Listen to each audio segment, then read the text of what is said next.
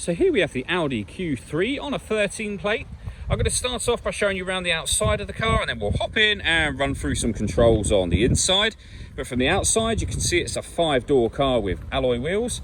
Let's start off inside the boot and then work our way around the rest of the car from there. So as we approach the boot, you can see we have reversing sensors. Plenty of boot space as well, along with that 60/40 split folding rear seat, should you wish to increase this space even further. And then underneath this tray section just here, we have a space saver spare wheel. Okay, so we're just going to work our way back round to the front of the car, and then we'll hop in and run through some controls on the inside. But now that we've done a full circle of it, you can see it's in excellent condition the whole way round. Just briefly before we climb in, I think it's well worth seeing the interior from this exterior point of view. There's plenty to run through on the dashboard, so let's hop in and we'll do that right now. Okay, now that we're inside the car, we're going to start with the dials. On the left-hand side, we have the rev counter, and on the right-hand side, the speedometer and fuel gauge.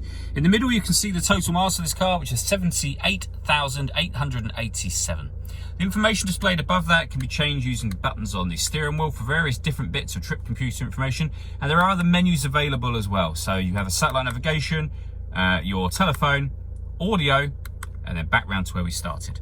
If we back out to the steering wheel, the buttons I was using just a moment ago are over here on the left. On the right hand side, we have volume for your stereo, we have phone controls as well. We have cruise control just underneath that.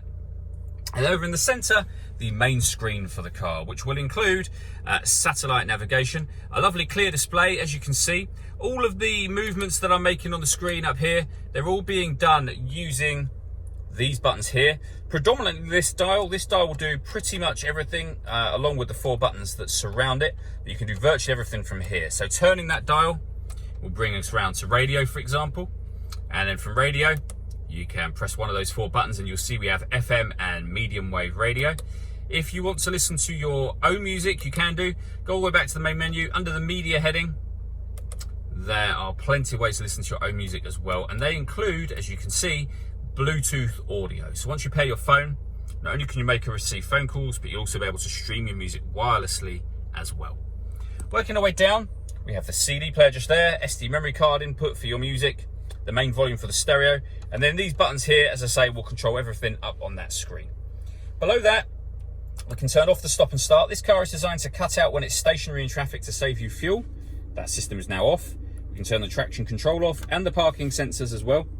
We then have dual zone climate control, so you can adjust the passenger temperature and the driver temperature. You can increase and decrease the fan speed and then determine where you'd like the air to be directed once it enters the car here. When you're happy with those settings, the air conditioning is on at the minute, so off, back on again, or hit auto and the car will take control of the direction of the air and the fan speed to maintain the temperatures that you've asked for. To override it, just readjust the fans, put it back on whatever setting you want it on here. We have heated driver seat and heated passenger seat, both of which have 3 different heat settings each. And then a 6-speed manual gearbox, an electronic handbrake, and a 12-volt charging socket. All that leaves me to say is thank you for taking the time to watch this video. If you'd like to come and see the car for yourself and have a test drive, please feel free to give us a call here at Mach 1 Cars. We'd love to hear from you soon.